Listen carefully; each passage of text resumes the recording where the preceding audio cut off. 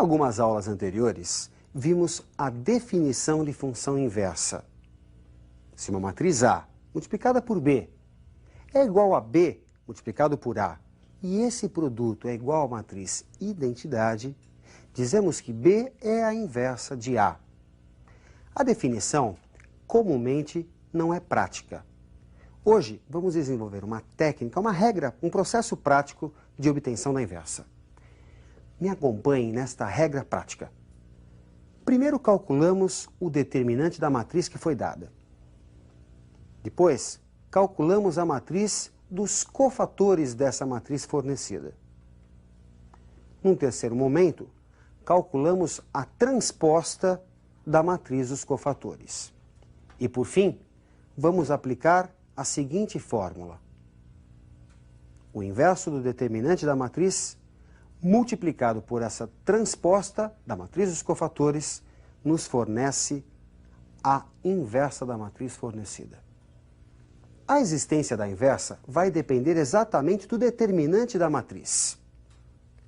Se o determinante for diferente de zero, dizemos que a matriz é inversível ou não singular. Se o determinante da matriz for igual a zero, dizemos que a matriz é não inversível, ela não tem inversa, também conhecida como matriz singular. Bom, gente, vejamos a obtenção de uma matriz inversa por esse processo prático, passo a passo. Obter a matriz inversa da matriz que você nota na tela. Primeiro passo. Vamos calcular o determinante da matriz que foi dada. Multiplicamos os elementos da diagonal principal e subtraímos do produto dos elementos da diagonal secundária. 0 vezes 3 menos 2 vezes 1. 0 menos 2 menos 2. Que por ser valor diferente de zero, mostra que essa matriz admite inversa. Bom, vamos agora calcular a matriz dos cofatores. Lembrando que para calcular um cofator, é necessário usar a expressão menos 1 elevado à soma dos índices, que indicam a posição do elemento cujo cofator você quer calcular, multiplicado pelo determinante do que sobra quando você elimina a linha e a coluna desse elemento. Resulta como matriz dos cofatores 3, menos 2, menos 1 e 0. No terceiro passo, vamos transpor a matriz dos cofatores. Lembrando que a transposta é obtida quando você faz linha por coluna. Troca-se linha por coluna. Portanto, a primeira linha, 3 menos 2, vai ser a primeira coluna. E a segunda linha, menos 1 e 0, passa a ser a segunda coluna. Para obtermos a matriz inversa, basta multiplicarmos essa última matriz, a transposta da matriz dos cofatores, pelo inverso do determinante da matriz. Nesse caso, menos meio multiplicado por 3 menos 1, menos 2 e 0, que resulta menos 3 meios, meio, 1 e 0. A matriz inversa goza de várias propriedades importantes. Me acompanhe na tela. Se a matriz A é inversível, então a sua inversa é única. A inversa da inversa é a própria matriz A. Se A e B são matrizes inversíveis e de mesma ordem, então a inversa do produto é igual, muita atenção aqui, ao produto das inversas, só que primeiro a de B e depois a de A, nesta ordem. Se A é inversível, então a inversa da transposta é igual à transposta da inversa.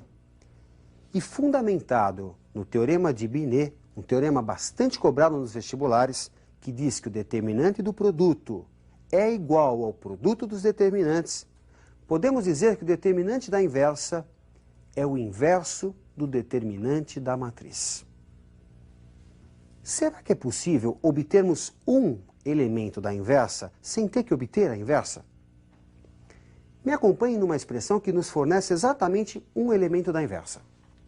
O elemento que ocupa a posição IJ da matriz inversa é obtido pela relação do cofator do elemento que ocupa a posição JI da matriz que foi dada pelo determinante da matriz fornecida. É importante que você perceba a troca de índices. Vejamos uma questão de aplicação para que você fixe bem essa fórmula. Me acompanhe num exercício. Sendo a matriz que você vê na tela, qual o elemento da terceira linha e primeira coluna de sua inversa? Bom, gente, ter que obter a inversa é um processo, mesmo utilizando a regra prática, trabalhoso. Por isso se desenvolveu uma expressão que nos permita o cálculo de um elemento. O elemento que ocupa a posição 3,1 da matriz A, a matriz inversa, aliás, pode ser obtido pela relação entre o cofator do elemento 1,3, observe a troca dos índices da matriz A, pelo determinante da matriz A. Essa relação é muito importante para que você não seja obrigado a ter que calcular toda a matriz inversa, é um processo muito trabalhoso. Vamos recordar a fórmula do cofator. Menos 1 é da fórmula, elevado a 1 mais 3, que é a soma dos índices que dão a localização desse elemento na tabela, multiplicado pelo determinante do que sobra quando você elimina a linha 1 e a coluna 3.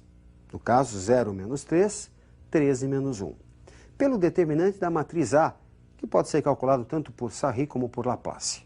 Resulta 11. Menos 1 elevado a 4 é 1. O determinante que você vê de ordem 2 resulta 9. 1 vezes 9, 9. 9 sobre 11 é o elemento que ocupa a posição 3,1, terceira linha e primeira coluna da matriz inversa. Um sistema linear normal é aquele que possui o número de equações igual ao número de incógnitas. Me acompanhe num processo de resolução conhecido por Teorema de Cramer e que nos permite obter as soluções de um sistema normal.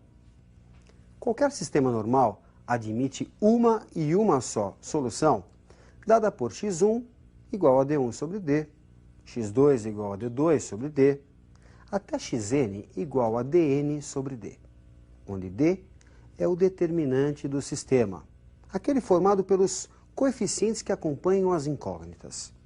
E di é o determinante que se obtém de d, trocando-se a iésima coluna da matriz por B1, B2, B3 até Bn, que são os elementos da coluna independente.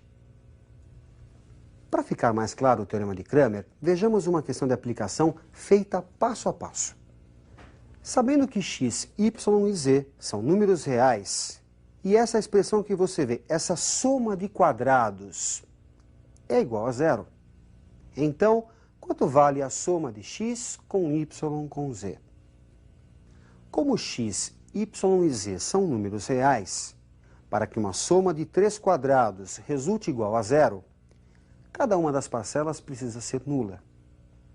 Assim, 2x mais y menos z deve ser igual a zero, x menos y também deve ser igual a zero, e z menos 3 precisa ser igual a zero.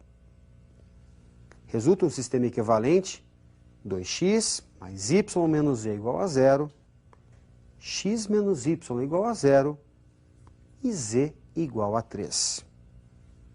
Vamos ao determinante do sistema. É o determinante formado pelos coeficientes que acompanham x, y e z. Portanto, 2, 1, menos 1, 1 menos 1 e 0, 0, 0 e 1. Se você usar a regra de Sarri ou o teorema de Laplace, vai encontrar para esse determinante o valor menos 3. Ele que é chamado de determinante do sistema. Muita atenção agora, vamos ao cálculo do dx.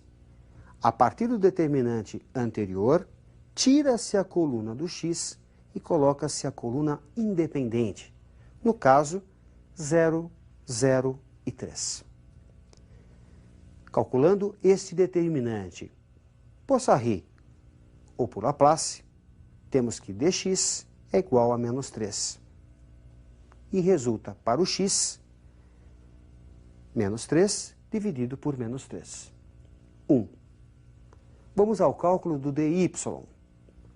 Retira-se do determinante do sistema a segunda coluna e coloca-se a coluna independente, 0,03.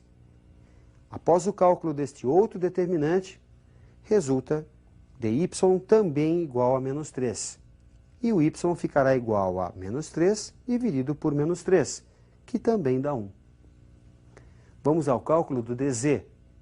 Retira-se do determinante do sistema a terceira coluna e vamos entrar com a coluna independente, 003. Aplicando uma das técnicas que já foram citadas, você vai encontrar para o dz menos 9. E z fica igual a menos 9 dividido por menos 3. Resulta z igual a 3. E a solução desse sistema fica 1, 1 e 3. E a soma desses valores, x, y e z, como pede o exercício, fica igual a 1 mais 1 mais 3, 5. Para terminarmos, vejamos agora o método de Gauss para a resolução do sistema. Me acompanhe na tela. Vamos resolver o sistema que você observa na tela, transformando-o num sistema equivalente mais simples, seguindo o seguinte roteiro. Para obtermos B2, multiplique a primeira equação, A1, por menos 1 e adicione o resultado a B1. Para obter uma nova linha 2, C2, multiplique A1 por menos 2 e adicione o resultado a C1. Resulta neste outro sistema um pouco mais simples, como você observa na tela. Para obter B3, multiplique B2 por menos 1. Para obter C3, multiplique B2 por 3 e adicione o resultado a C2. Resulta um sistema chamado de escalonado. Sistema em que você possui na primeira linha 3 variáveis, na segunda 2 variáveis, na terceira apenas uma variável. Esse é o método de Gauss. Como você pode perceber, basta algumas multiplicações e somas para chegarmos no sistema escalonado. Resolvendo esse sistema, a partir da última equação, que é a equação C3, resulta z igual a menos 1, substituindo em B2, aliás, em B3, resulta y igual a 2, e substituindo esses dois valores na primeira, resulta x igual a 1, e o conjunto verdade, 1, 2 e menos 1. Bem, como você pode perceber, é possível também usar o teorema de Gauss. É interessante que você pegue mais exercícios e treine esta ferramenta chamada escalonamento. Ótimos estudos e até a nossa próxima aula.